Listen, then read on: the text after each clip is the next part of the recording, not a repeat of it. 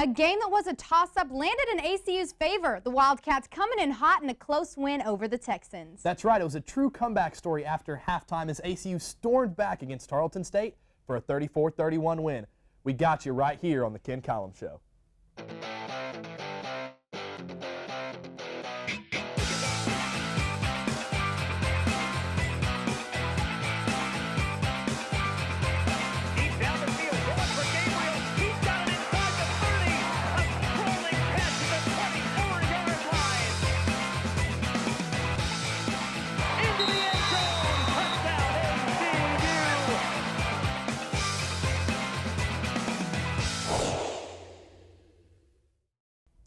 Welcome to another edition of the Ken Colllums Show. I'm Taylor Langston, joined with, of course, Coach Ken Colllums, and for the second week in a row, filling in for Grant Boone, Austin Gwynn. Great game this week, Coach. This is definitely a better feeling leaving Arlington Cowboy Stadium than we had last year. How good of a practice did you guys have this week, coming off a huge win and a huge confidence win at that against Tarleton? Well, the win was unbelievable. I mean, there was a little bit of everything in that game. If you're a fan, you like to watch games like that because you had to fight off a couple of heart attacks, and then there was joy and elation. There's a little bit of everything, some slow moments, some fast moments, and I'm just glad we were able to make enough plays there at the end and to win the game. And we've had great practices this week, and I don't know that it's necessarily coming off of a win. It's just our team's starting to mature a little bit and starting to understand that you know, if you're going to play well, you better prepare well. And now we essentially saw in that game against Tarleton a different team come out in the second half, a weaker first half, and then you made some halftime adjustments and a different team came out in that second half. But I really thought the momentum shifted when LB tips a pass up and Thor picks it off with 10 seconds left to go in the first half. Tarleton's in your guys' red zone. Talk about how big that play was going into halftime. Oh, it was huge. You know, we start out the first quarter doing really well. We go through, we force them to a 3-and-out because we get them pinned back, and then we get the ball, drive down, mix, run, pass. I mean, we're doing really well. Convert a fourth down down there tight, and then from then on it was a little bit hit and miss on offense and defense. Not so much hit on defense. They were moving the ball up and down the field on us. They were doing a really good job offensively on first down, which was giving them a lot of freedom on second down, second short, third and short, and they had us on our heels. So they definitely had the momentum. They had pretty much control of the game if you watched the game. So we were trying to do whatever we were going to have to do to seize that momentum back. And we were so hit and miss on offense. We'd move the ball and then blow our foot off with some self-inflicted stuff and some stuff that they forced us into. They were a good defense now.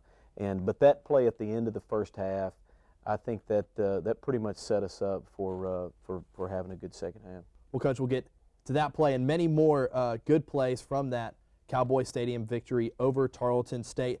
And when we come back, we'll talk more to Coach. We'll take a look at the ACU sports landscape. Stick around. More of the Ken Colllums Show right after this.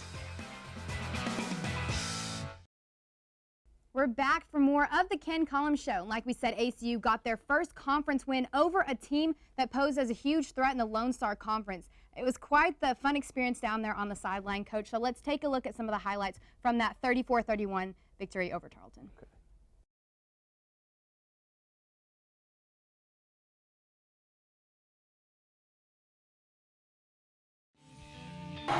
Charkandrick West doing his job early, putting the Cats on the board, but a growing injury giving him some grief. He was sidelined for the rest of the game. Offense struggled in the first half. Mitchell Gale getting a little heat from even his own offensive linemen. Tarleton evens things out with a 16-yard pass to Jerome Regal for a Texans touchdown.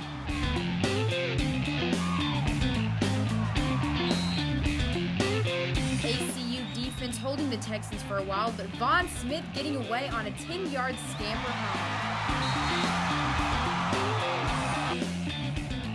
Travis Tarver showing a little speed here, pushing the ball down the field.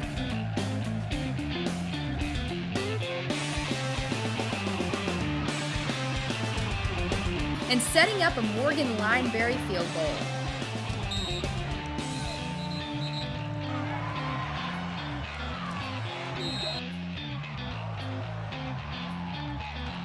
Aaron Doyle pass is deflected by LB Suggs and was snatched away by Thor Warner, bringing the ball down for a 16-yard gain.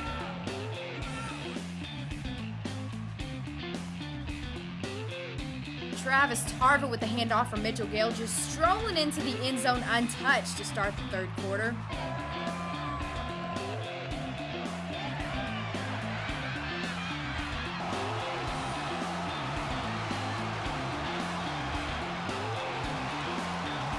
Taylor Gabriel stretching out for the grab and tucks it away for a 6-yard touchdown, putting the fans on their feet, and a Morgan Lineberry kick puts the Cats up 24-20.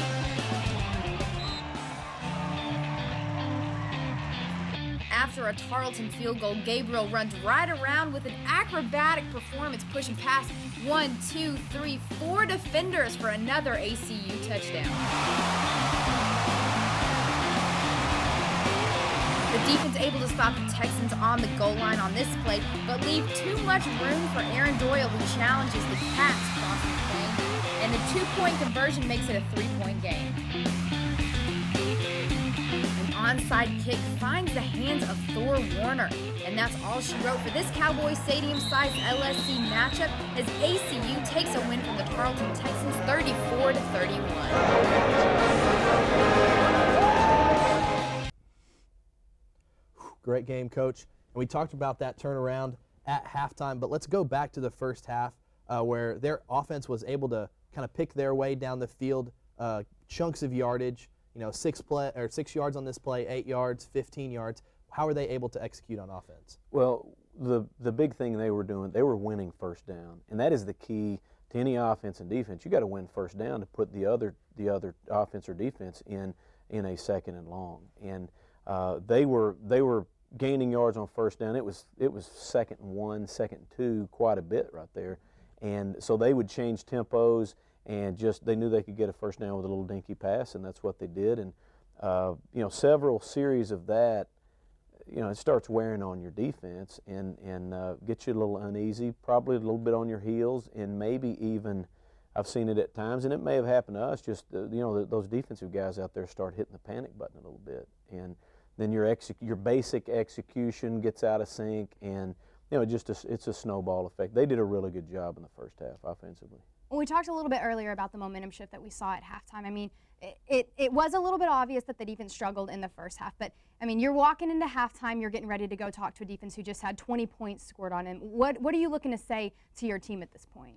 Well, I knew we were better than that on defense, and we just needed to do a better job on first down. So that's what Coach Doolin focused on, and it wasn't any big, getting in there throwing Gatorade bottles, and it wasn't any big rah-rah. It's just, hey guys, this is what's going to happen. This is about what is about to play out right in front of us. You just watch. We're all going to go out there, and this is going to happen. And it played out like we wanted. We started winning first down on defense, and on second long and third long, the real offense has to show up. It's not a deal where you can out-tempo somebody for first downs. You have to execute. And once we started winning first downs a little bit more in the second half, it was a little bit easier to get stops. And in that first half, I mean, you get the ball, your first offensive possession, and it seemed to be pretty easy. You went down and scored a quick 6. After that, it was pretty rough in the first half. But you said earlier this week you kind of got Mitchell into a groove in that second half. How were you able to do that? Well, for some reason, I feel like I'm a better coach in the third quarter anyway. And it's probably after taking a break and figuring out, okay, Colllums, this is not working, so stop doing this. But at halftime, you're able to go talk to people. Hey, this is what we've done. This is what we thought throughout the week. All right, let's get Mitch into a groove by doing this, and we've been able to do that throughout the years. And it just happened that we're able to do that on Saturday.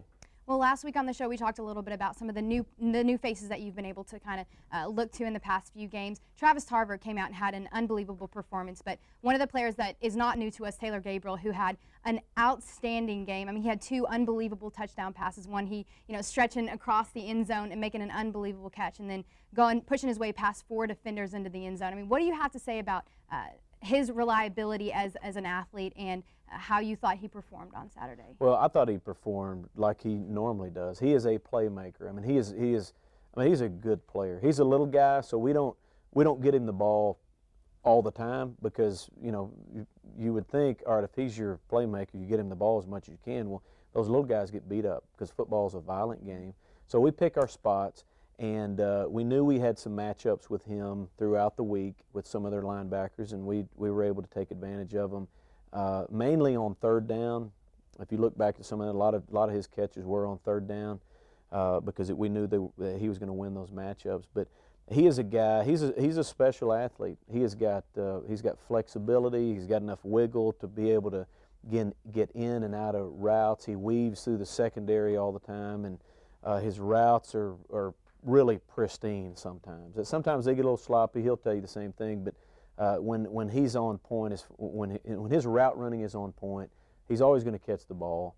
And he does a fairly good job of protecting the ball. And the play there at the end, our last touchdown, that was one of the single best plays that I've seen in a long time, and with drama and everything, which is just the way that Taylor likes it. So that's good. He's a drama queen, but he's pleasant to be around. He's a team guy, and he wants the ball. Probably wants the ball more than we give it to him, but he returns punts and all that. So we get him the ball, and as time plays out, there's a good chance he'll get the ball a little bit more and more. We just got to keep him healthy. Taking a quick look at the standings, Tarleton lost to you guys. Midwestern has a loss.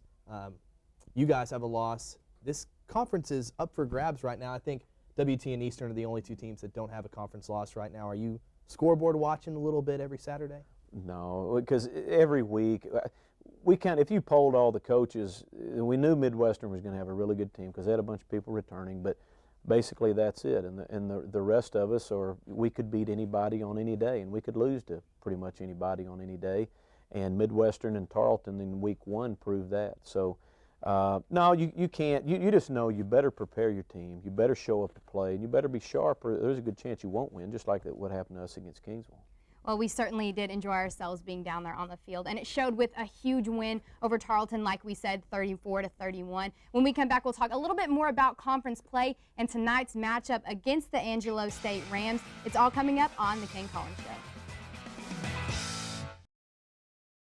Welcome back to the Ken Colllums Show. The volleyball team will finally sweep the cobwebs out of Moody for the first home game of the season. Here's Matthew Sloan and Jimmy Isbell with the volleyball preview and more ACU sports. Welcome to the JMC Network Sportscast. I'm Jimmy Isbell. And I'm Matthew Sloan. The ACU volleyball team went 1-1 over the weekend. The Cats lost a tightly contested 3-set match against West Texas A&M, but were able to get back on track with a thrilling 5-set victory against Eastern New Mexico. Sarah Oxford had a team-high 18 kills, and Madison Hoover had a match-high 30 digs. The sky's the limit for the young group of Wildcats, who will play their first conference match at home this Friday. The young cast of players will be challenged at home, but Coach Mock says she has every right to trust this inexperienced team. This team may be inexperienced, but according to Coach Mock, they're oozing with talent. They've kind of gone a little over and above my expectations. You don't really plan to start 4 freshmen and 2 sophomores. That's not really the goal as a recruiter or as a coach. But when it does happen, sometimes you just have to take your lumps along the way and you learn as you go. And the girls have done a really good job of that overall. I think there's so much room for improvement just because we are so young and we're so new to each other as a team, and just working on relationships and trusting each other on the court. Jennifer Lurch is among 3 outstanding freshmen that are still learning their way around campus. The thing about Angelo is it's almost all juniors and seniors versus all freshmen and sophomores. And so it's going to be kind of a battle of experience versus a lot of talent. 4 of the 6 starters for the volleyball team will make their campus debut in Moody this weekend. The ACU soccer team fell short once again Sunday afternoon after losing to the Angelo State Rambells. A goal in the 80th minute of the game by Katie Squires sealed the victory. The Cats had a measly 8 shots the whole 90 minutes, but had 4 big opportunities to even the score as sophomore Sarah Scotch and senior captain Julie Coppage had 2 shots on goal apiece, both of which were saved by Rambell goalie Danielle Edwards. The Cats also had another big opportunity with a corner kick with just 3 minutes left in regulation, but couldn't connect. The Cats, 2-4 overall, 0-2 in the Lone Star Conference, look to snap their 2-game losing streak and even their record at home this weekend, as they will be playing this Friday against Eastern New Mexico and Sunday afternoon against West Texas A&M. The football team is no stranger to big games, but last week ACU got the opportunity to play one of those big games in the world's biggest football venue. This was the second year in a row that the Wildcats got to play in Cowboy Stadium, and they had even more fun this year, securing an ACU victory with a second-half surge. Junior linebacker Thor Warner said that despite the loss of depth, the Cats have enough talent to fill in the gaps. The way you have to look at it is when somebody goes down, somebody else has to step up and do a job, and that's what we've been doing as a defense as a whole. ACU's golf team has had an outstanding season thus far, starting off with their own tournament, the Charles Cootie West Texas Intercollegiate, in the record books. On Monday, the team shot 14 under par, 270 for one of the lowest shot rounds in school history. The Cats look forward to compete in this year's national tournament after falling short last year at the NCAA Division II South Central Midwest Regional Tournament in Jefferson City, Missouri. Senior All-American Alex Carpenter and the Cats look forward to facing a true test on Monday, September 24th, as they head out to the Territory Classic Tournament in Duncan, Oklahoma. The Cats did not compete in this tournament last year, but they look forward for a chance to prove themselves against 7th-ranked Cameron University, who will be hosting the tournament. Thanks for joining us. I'm Jimmy Isbell. And I'm Matthew Sloan. Be sure and join us next time for another JMC Network Sportscast. Well, Taylor and I got to see Cowboy Stadium from down on the field, but what about the nearly 20,000 fans that showed up in Arlington Saturday for the Lone Star Football Festival? Here's Taylor Langston with a fan's perspective of the Tarleton matchup. Cowboy Stadium, ladies and gentlemen. It's the biggest game of the year between the purple and white and the purple and white. ACU going up against Tarleton in the biggest stadium in Texas. The trip to Arlington was well worth it for ACU students and fans last weekend. Nearly 20,000 seats were filled in Cowboy Stadium for 3 Lone Star Conference games played on Saturday. And there's no doubt that everyone sporting ACU left Jerry World with an experience not soon forgotten. It's been great. I went out to the tailgate party and it was a lot of fun. There's a lot of ACU people, a lot of purple. As you could guess, the atmosphere down on the field was quite different than the one in the stands. But many Rowdy fans were feeling the excitement and were ready to cheer the Wildcats on to a victory. What has the experience been like for you here at the game? What is it like in the stands? Oh, it's so energetic. It's just so fun to see like everyone come together as like a university. It's just awesome. It's crazy. It's just fun to be with your friends here at the football game. It's a good environment to be in. ACU hopefully will pull out a win in the second half. It's pretty crazy. I mean, fans are going crazy. We're behind right now, but I think that in the second half, we're going to make a comeback and the fans are going to go even crazier. When we get back, it's more from Coach Ken Colllums as we look into tonight's game in San Angelo. We're back on set for some more of the Ken Colllums Show. Coach, let's look ahead to tonight's game against Angelo State. For the past 10 years, we've only gone down to them one time. In the past 6 years, we've beat them every game. How important is a win tonight against a rich history in this rivalry against Angelo State? Well, regardless of who it is, as a head coach, it's your next game, and it's your next conference game, and you want to win. Now, that it's Angelo State, it's a big-time rivalry, and we always have good games with them. We've been able to win the past 5 or 6, but it's always tough. They always play us tough, regardless of the talent level, regardless of how things are going in each of our seasons. So we better go down there and play well, and we've practiced well all week, so I fully anticipate us going down and picking up somewhat where we left off in the second half last week. 49th meeting between the two. Angelo's got the overall series record 27-20, but you'd like to make it 27-21. There was also a tie in there. But they've got 2 non-conference losses, so they're a little bit like we were last week. They're desperate for a win, and you've preached it this week. They're a physical football team. How much have you talked to your guys about being physical? Oh, no doubt. That's the name of the game. And when you get into the grind of the season, and we're in week 4 now. Guys start getting sore, and it's you can't let up in practice. You're hammering those guys in practice, and it turns into a deal where, the tougher you are, the better the team. And Coach Wagner coached at Northwest Missouri, and that's exactly what they did. Those guys up there would actually get stronger as the season would go. So I fully anticipate, this is his second year down there, I anticipate him and his guys, just being super tough. They're big physical guys. They're going to try to push us around, try to hit Mitchell, and that's just kind of that's their MO.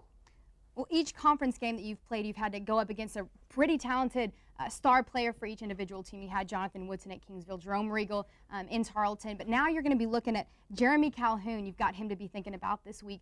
Up to this point, the defense has been able to really shut out those star players. So how are you going to keep the good streak going, so to speak, for this game going up against? Well, the thing with Jeremy, he's a good running back, but I think the thing that makes them go is Blake Hamblin, their quarterback. He is an operator. He is not a playmaker type guy, but he is very accurate, and he throws a really good ball to catch. And if we don't get heat on him, he's going to sit back there and pick us apart. So, our deal is the same. Hey, in the run game, let's compress those running lanes, and if they're going to drop back passing, we're going to try to get heat on them. They might have a good quarterback in their backfield, but so do we. What do we have to do to get Mitchell into a groove earlier this week than maybe we did against Tarleton? Well, the thing with him is we're still working through some issues with our offensive line. We're still trying to mature and gel up front, just to get the best guys in the right spots, because our guys are pretty much new there, playing significant games. They're new, and it reminds me of the first several plays against in the Tarleton game of the third quarter. Our first two plays should have been chunk plays. We should have had the ball running down the middle of the field, but we had some breakdowns in the offensive line. Same thing against Kingsville. The first series of that third quarter, we had some breakdowns on the O-line. So we're right. I'd say all that to mean we're right there. And once we get that together, I think we'll be fine. But we'll try not to drop back too much. I'm a little bit drop back pass happy sometimes, so I've got to kind of get out of that. And play action's always good when we're running the ball. I'm a little bit disappointed in the way we run the ball, but we should be fine. Mitchell should be okay. Well, by this time next week, you will not only have faced Angelo State, but you will be you will have gone up against Delta State, which is not only a really talented team, but you're looking at having to go Saturday at an away game, back-to-back games, going all the way up 14 hours to Mississippi to play a team that is extremely talented. How is that short turnaround going to be affecting you guys, and what are you going to have to do to sort of prepare in that short amount of time for Delta State? Well, I don't know that I can speak to how it's going to affect us, because we've never done that before, and it will certainly challenge us. Our intensity and our focus will have to be just off the chart as far as Sunday when we get back, when everybody's a little bit beat up. Normally that's our day off. Well, we've got to practice a little bit on Sunday, and then so we'll go hard on Monday and Tuesday, and then get up Wednesday morning, get on the bus, and go to we're staying in Vicksburg, so we'll stay there, and it'll challenge us. But I tell our guys all the time, it doesn't matter what happens, doesn't matter what's in front of you. You better show up and you better be ready to produce. And that game's on Thursday night in Cleveland, Mississippi. And Delta State this year they're 2-1. The Statesmen are 2-1, and last year they made it all the way to the national semifinals before being knocked out by eventual champion Pitt State.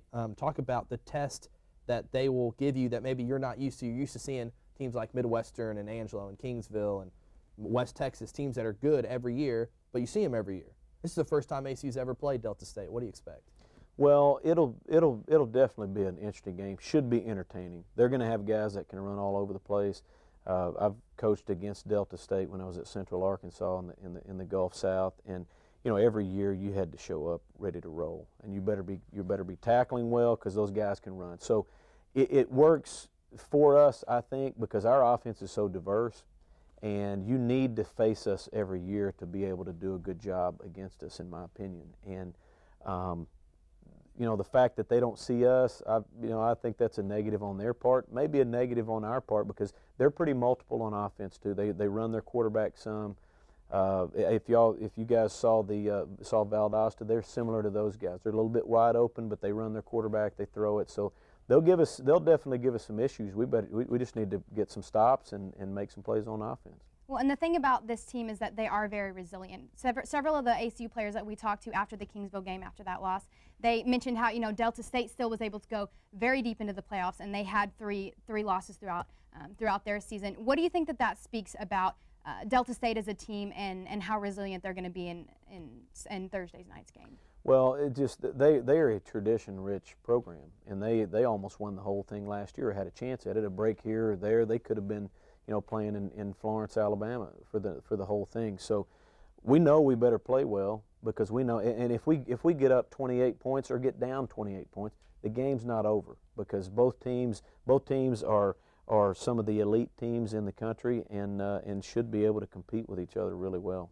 So ACU's double dipping this week at Angelo on Saturday and then at Delta State on Thursday night. You can catch both games on Mix 92.5, or you can check out acusports.com. They'll have the live stats going throughout the game.